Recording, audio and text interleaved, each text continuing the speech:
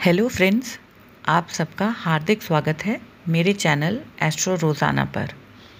तो आज हम लोग बात कर लेते हैं कि ऐसे कौन से कारण हैं, जैसे कुछ लोगों के जीवन में विवाह से पूर्व बहुत परेशानियां होती हैं, लेकिन विवाह होने के बाद परिस्थितियां ठीक हो जाती हैं। वहीं इसके अपोजिट कुछ लोग ऐसे होते हैं जिनका विवाह तो बहुत अच्छे से और बहुत आराम से हो जाता है, सारी परिस्थितियां उनके फेवर में होती हैं, अनुकूल होती हैं, लेकिन फिर अचानक ऐसा क्या होता है कि विवाह के बाद चीज़ें जो हैं वो बिगड़ जाती हैं। जैसा कि हम सभी जानते हैं, विवाह का घर होता है सातवां घर, और काल पुरुष कुंडली में सातवें घर के मालिक बनते हैं शुक्र देव। तो विवाह कैसा होगा, विवाह से पहले क्या होगा, विवाह के बाद क्या होगा, ये सब जानने के लिए हमको शुक्र को अच्छे से देखना और समझना चाहिए जन्म पत्री में। अगर शुक्र के अगले घर में, माने शुक्र से जो दूसरा घर है, उसमें अगर कोई अच्छा और बेनिफिक प्लैनेट होता है, जैसे चंद्रमा हो गए, बुध हो गए या बृहस्पति हो गए, उस स्थिति में विवाह के बाद जो है परिस्थितियाँ अच्छी हो जाती हैं। जबकि अगर शुक्र से 12वें, मतलब शुक्र से एक घर पीछे, शुक्र से 12वें स्थान में अगर कोई शुभ ग्रह बैठा है, तो उस स्थिति में विवाह से पूर्व कोई समस्या नहीं आएगी।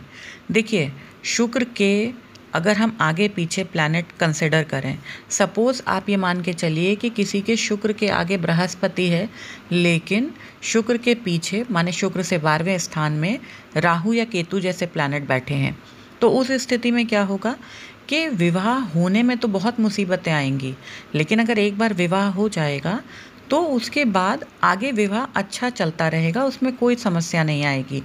लेकिन वहीं शुक्र के आगे जो है वो राहु केतु शनि मंगल जैसे ग्रह बैठे हैं, और शुक्र के पीछे जो है माने शुक्र से 12वें में बृहस्पति चंद्रमा या बुध जैसे ग्रह हैं।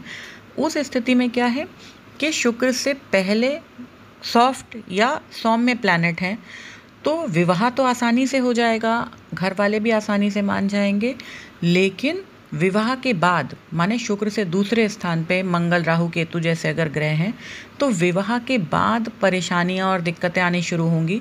तो ऐसे जातक को लगता है कि विवाह से पहले तो ये इंसान जो है उसने मुझसे बहुत बड़ी बड़ी बातें करी, लेकिन विवाह के बाद जो है वो उन कमिटमेंट को पूरा नहीं कर रहा है या नहीं कर रही है।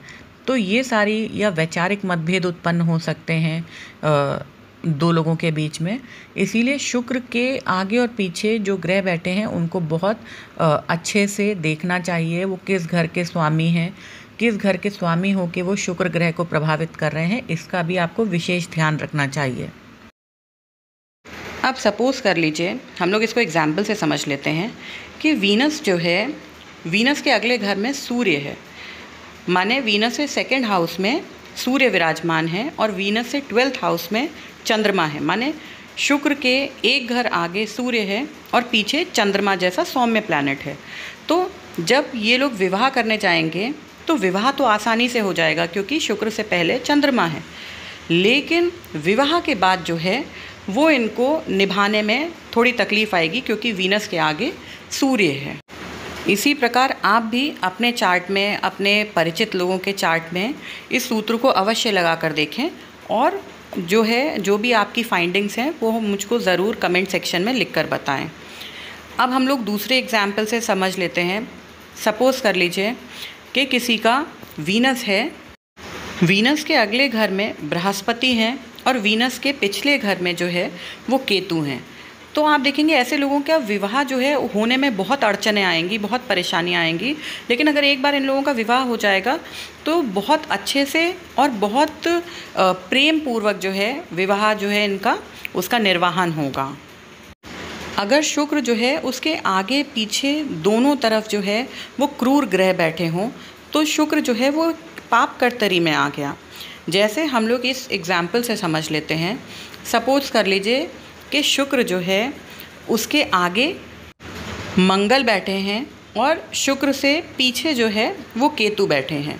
तो आप देखिए ऐसे लोगों को विवाह जो है वो करने में भी परेशानी आएगी, बहुत सारी मुसीबतों का सामना करना पड़ेगा, तब जाके ऐसे लोग जो हैं उनका विवाह होगा। और विवाह के बाद भी क्या है कि तालमेल बिठाने में, सामंजस्य बिठाने में बहुत दिक्कत होगी। मंगल क्या है, लड़ाई झगड़े का कारक है, तो इस वजह से क्या है कि हो सकता है शादी के बाद भी जो है कलेश, लड़ाई झगड़ा और मिसअंडरस्टैंडिंग्स रहें लाइफ पार्टनर्स के बीच में।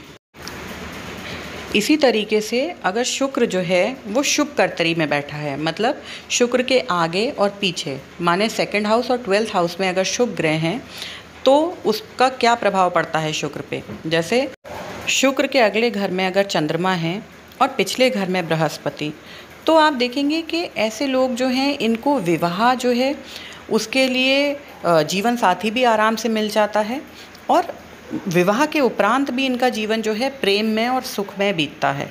तो आप देख सकते हैं कि शुक्र के अगले और पिछले घर में अच्छे और बुरे प्लैनेट्स बैठने का कितना बड़ा इम्पैक्ट पड़ता है किसी के भी जीवन में। यहाँ पे मैंने अभी हाउसेज और राशियों को नहीं लिया है, ये कंसेप्ट सिर्फ आप लोगों को समझाने के लिए मैंने एक वीडियो बनाई है। आप लोग अपने विचार या अपनी जो भी फाइंडिंग्स हैं वो मुझे कमेंट सेक्शन में ज़रूर लिख के बताएँ। धन्यवाद।